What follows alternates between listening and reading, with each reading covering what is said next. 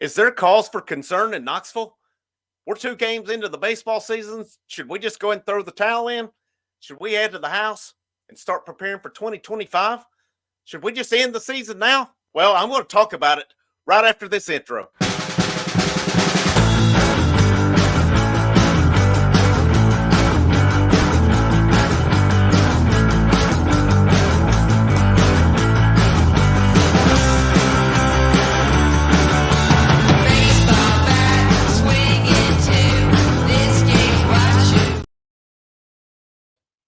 Happy Sunday once again. Frank Rock, House of Orange Sports Channel coming at you.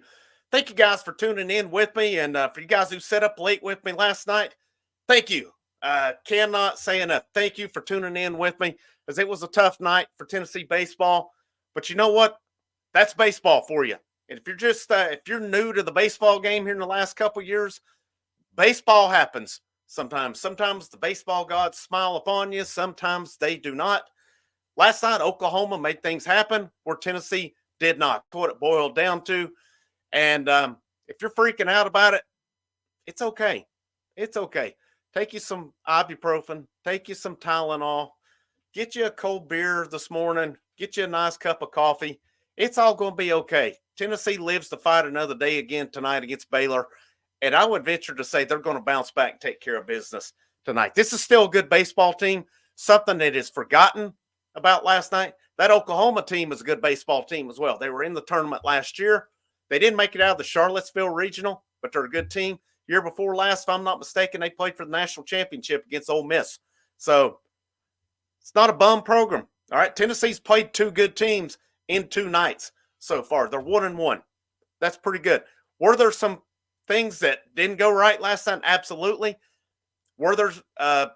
Is there room for some concern? I have one concern, and I posted it on Twitter, and somebody told me it's an overreaction. I hope they're right. I'm not saying I'm right. I'm definitely not, but it's not 2 games that overreaction. It's due to a trend that's been going for a year now, other than a little bit. But before we go any further, if you like what I'm putting out, guys, make sure you hit the thumbs up.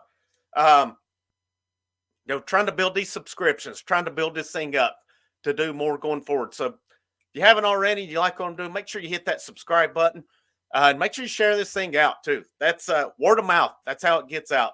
I mean, trying to post on, as I've got my social media links going across the bottom. So if you can find me on social media, give me a follow and I'll follow back as well. Not that I post a lot. I'm sorry to keep scratching my nose, but I keep getting something itching right now. But let's get into this baseball game breakdown. I put my first bullet point. Cause for concern, no. Tennessee did leave 11 guys on base last night. They had 15 strikeouts. Normally that would be cause for concern, but on this night, Oklahoma's pitchers were good last night. They had good stuff. You can't really say much more than that. Look at Oklahoma's pitchers. Gurton, he went 4 innings, but he had 9 strikeouts. Witherspoon went 4 1/3. He had 4 strikeouts, but he had good stuff. And then Oklahoma's last guy, Lambert, 1 2/3 innings. Only 1 hit, no walks, 2 strikeouts. Those were good pitchers Tennessee saw last night. So, again, 11 left on base, 15 strikeouts. My biggest concern, well, I'll get to my biggest concern. My biggest thing with last night, and it's 2 nights in a row, Tennessee's had chances to do damage. And not only have they not done damage, they've not even put the ball in play until there's 2 outs, 2 nights in a row. I would like to see somebody step up and put that ball in play with, less than 2 outs.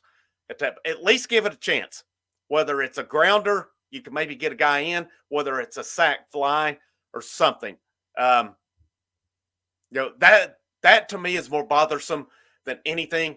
Is in the bottom of the first inning, bases loaded, and you had it coming up who I wanted to see come up, Amick and Dreiling, and both guys struck out. And Amick had a tough night last night.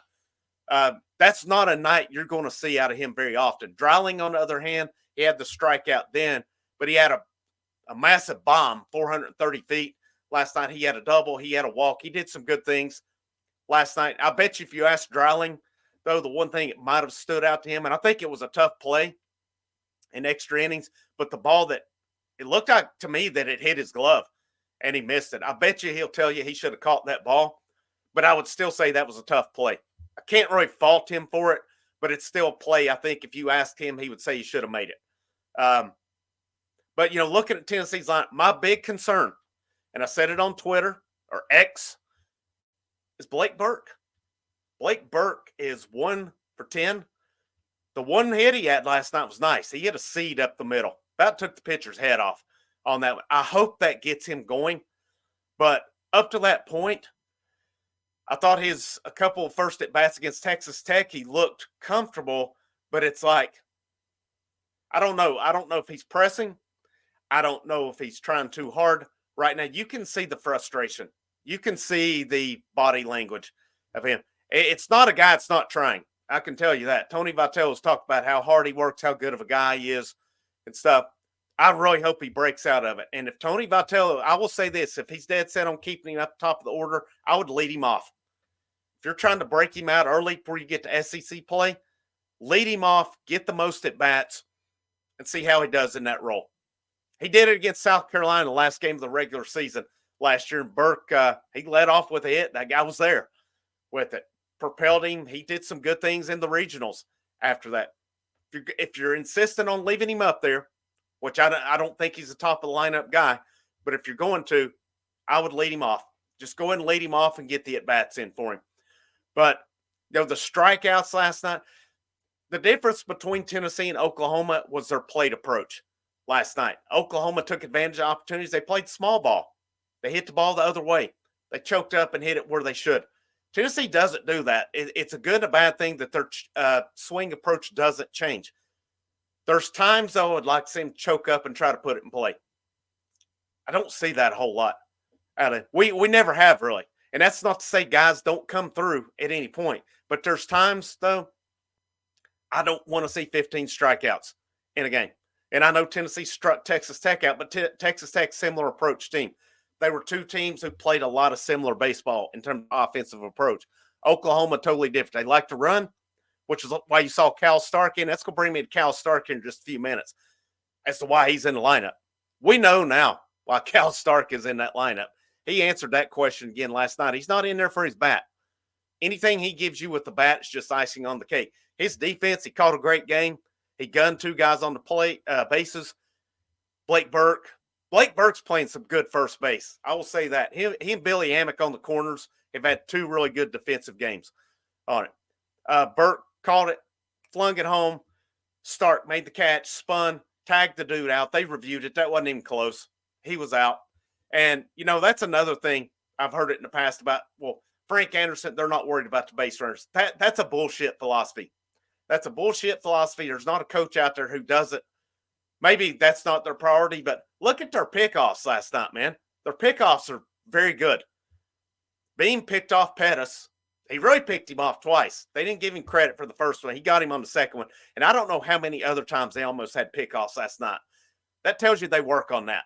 It's not just some lazy throw over. Those are good, fast pickoff moves last night. And, with somebody, especially where I coached last year, we put an emphasis on pickoffs. I saw some guys who were very good, very, very good with pickoffs. I had a little bit of history with pickoffs myself and coaching with them, but I saw it at a whole nother level last year. These teams that work on it, you can tell.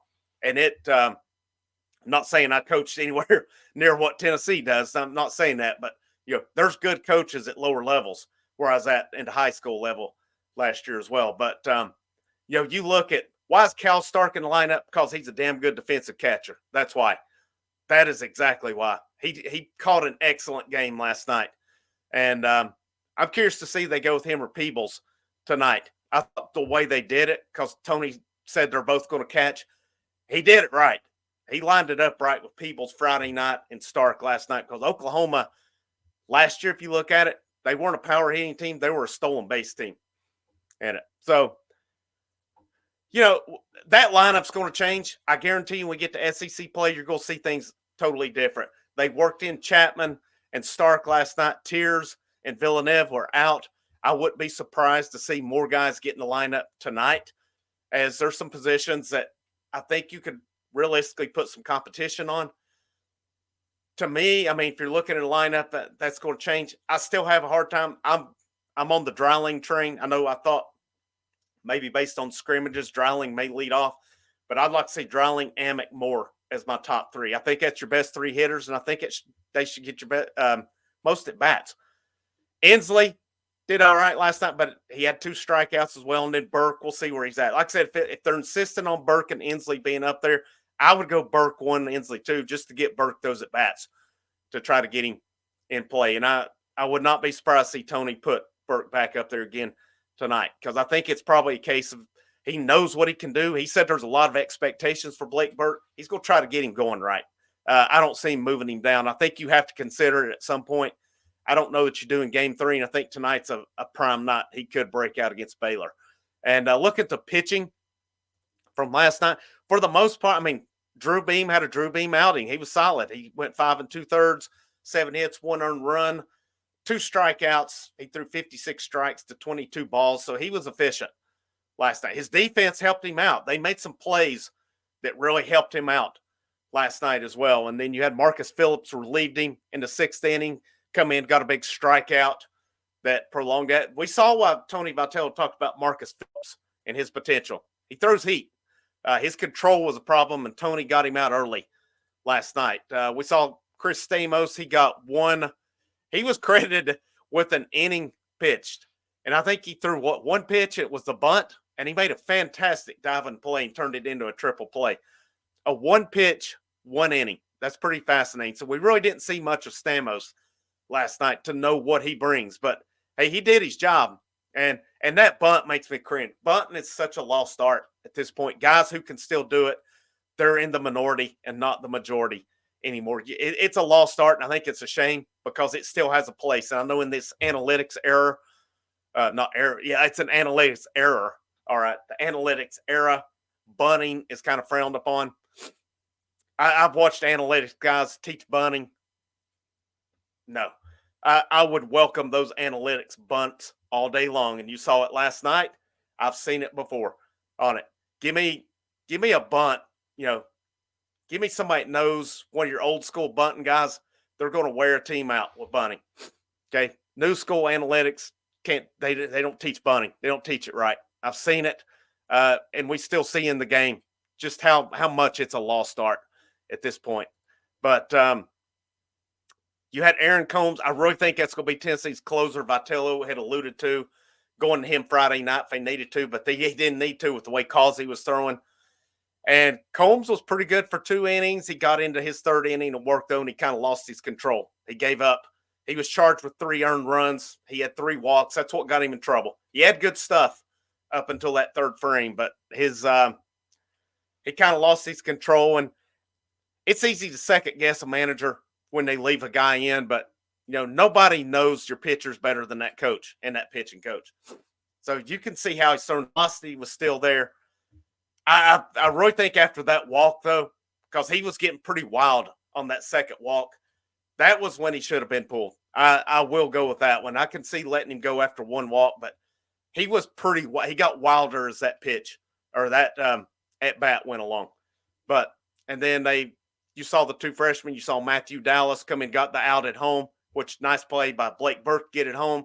Nice play by Charlie Taylor to put it down, even though I still think the Oklahoma guy was in there. But, that was not a good umpired game last night. And then you saw Derek Schaefer, him get a little bit of action, gave up a run in that frame.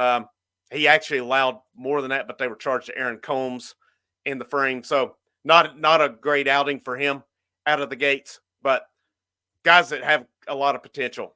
And then so that'll kind of wrap up talking about that game tonight. You're going to see Xander Sechrist start and go against Baylor, and we'll see who else pitches. I'm excited to see that as well. I think you'll see some guys we haven't seen this weekend because most of them were at higher pitch totals. You could possibly see Stamos or Dallas because Stamos was not even credited with throwing a pitch, but he threw the 1 and the guy bunted it, and then Dallas only threw 4 pitches. You could possibly see them again tonight, but I think the rest of these guys that threw Friday and Saturday night, they're done for the weekend.